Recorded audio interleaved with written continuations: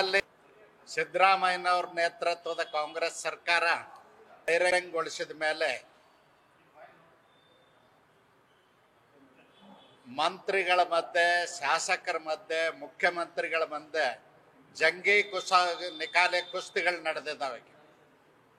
ಈಗ ಸರ್ಕಾರದ ಆಡಳಿತ ನಡೆಸೋದು ಬಿಟ್ಟು ಜಾತಿ ಜಂಜಾಟದೊಳಗೆ ಕುಸ್ತಿ ಆಡ್ತಾ ಇದ್ದಾರೆ. ಹೀಗಾಗಿ ಆಡಳಿತದ ಕಡೆ ಎಳ್ಳಷ್ಟು ಲಕ್ಷ್ಯ ಇಲ್ಲ. ಬೇಸಿಗೆ ಕಾಲದ ಕುಡಿಯುವ ನೀರಿನ ವ್ಯವಸ್ಥೆ ಸರಿಯಾಗಿಲ್ಲ. ಅನೇಕ ಹಳ್ಳಿಗಳಲ್ಲಿ ನೀರಿನ ಹಾಹಾಕಾರ ಆಗಿದೆ. ಆ ಕಡೆ ಒಬ್ಬರದು ಲಕ್ಷ್ಯ ಇಲ್ಲ. 2 ವರ್ಷ ಆಯಿತು ಸಿದ್ದರಾಮಯ್ಯನವರು ಅಧಿಕಾರಕ್ಕೆ ಬಂದು, ಹಳ್ಳಿಗಳ ಮುಖಾನೇ ನೋಡಿಲ್ಲ ಮಂತ್ರಿಗಳು, ಶಾಸಕರು. ಬರೀ ಭ್ರಷ್ಟಾಚಾರ, ಸ್ವಜನ ಪಕ್ಷಪಾತದಲ್ಲಿ ಮುಳುಗಿ ಹೋಗಿದ್ದಾರೆ. ಅದರಂತೆ ಕೇಂದ್ರದವರು ಕೂಡ ಇವರು ATMಗಾಗಿ ಕಾಯ್ಕೊಂಡು ಕೂತಿರ್ತಾರೆ. ಹೀಗಾಗಿ ಭ್ರಷ್ಟಾಚಾರ ಮುಗಿಲು ಮುಟ್ಟಿದೆ.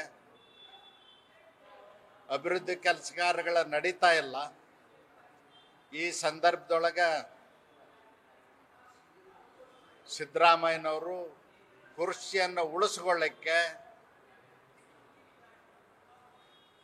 ಹೋರಾಟವನ್ನು ಮಾಡ್ತಾ ಇದ್ದಾರೆ. ಈಗ ಜಾತಿಗಣತಿ ಒಂದು ಕಡೆ ಬಿಜೆಪಿಯ ನಿಲುವೇನು? ಯಾಕಂದ್ರೆ ಇದು ಜಾತಿ ಗಣತಿ ಬಗ್ಗೆ ಬಿಜೆಪಿ ನಿಲುವು ಬಹಳ ಸ್ಪಷ್ಟವಾಗಿದೆ. ಸಮಾಜದಲ್ಲಿ ಯಾರು ಶೋಷಿತರಿದ್ದಾರೋ, ಯಾರು ಅವಕಾಶ ವಂಚಿತರಿದ್ದಾರೋ, ಯಾರು ಶತಶತಮಾನಗಳಿಂದ ತುಳಿತಕ್ಕೊಳಗಾಗಿದ್ದಾರೋ, ಆರ್ಥಿಕವಾಗಿ, ಸಾಮಾಜಿಕವಾಗಿ, ಶೈಕ್ಷಣಿಕವಾಗಿ ಹಿಂದುಳಿದಿದ್ದಾರೋ ಅವ್ರನ್ನ ಮೇಲೆತ್ತಲಿಕ್ಕೆ ಯೋಜನೆಗಳನ್ನ ರೂಪಿಸಲಿಕ್ಕೆ ನಮ್ಮ ಪಕ್ಷ ಯಾವತ್ತೂ ಕೂಡ ಸಪೋರ್ಟ್ ಮಾಡ್ತದ. ಅದರಲ್ಲೇನು ಎರಡೇ ಮಾತಿಲ್ಲ.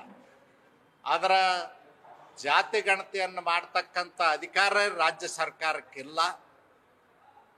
ವೋಟ್ ಬ್ಯಾಂಕ್ ರಾಜಕಾರಣಕ್ಕಾಗಿ ಸಿದ್ದರಾಮಯ್ಯನವರು ಜಾತಿ ಗಣತಿ ಹೆಸರಿನಲ್ಲಿ ಜಾತಿಗಳ ಮಧ್ಯೆ ಕಂದಕವನ್ನು ಸೃಷ್ಟಿ ಮಾಡ್ತಕ್ಕಂಥ ಕೆಲಸ ಸಿದ್ದರಾಮಯ್ಯನವ್ರ ಸರ್ಕಾರ ಮಾಡ್ತಾ ಇದೆ. ಅವ್ರ ಮಂತ್ರಿಗಳೇ ಒಪ್ತಾ ಇಲ್ಲ, ಅವ್ರ ಶಾಸಕರು ಒಪ್ತಾ ಇಲ್ಲ.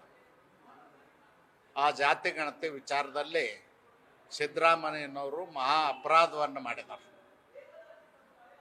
ನಮ್ದೇನೂ ತಕರಾರಿಲ್ಲ.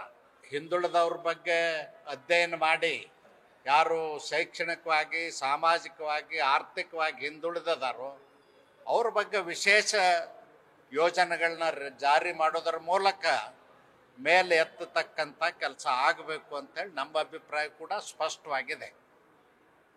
ಅದನ್ನೇ ನರೇಂದ್ರ ಮೋದಿಜಿಯವರು ಹೇಳಿರುವಂಥದ್ದು.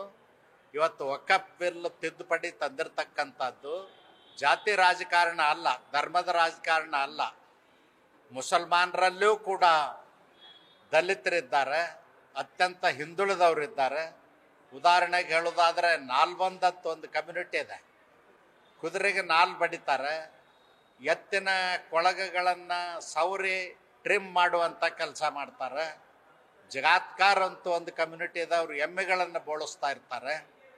ನಾಯಿ ಎತ್ತು ಒಂದು ಕಮ್ಯುನಿಟಿ ಇದೆ, ಅವರು ಕ್ಷೌರಿಕರಿದ್ದಾರೆ, ಕಟಿಂಗ್ ಮಾಡುವಂಥ ಕೆಲಸವನ್ನು ಮಾಡ್ತಾ ಇದ್ದಾರೆ.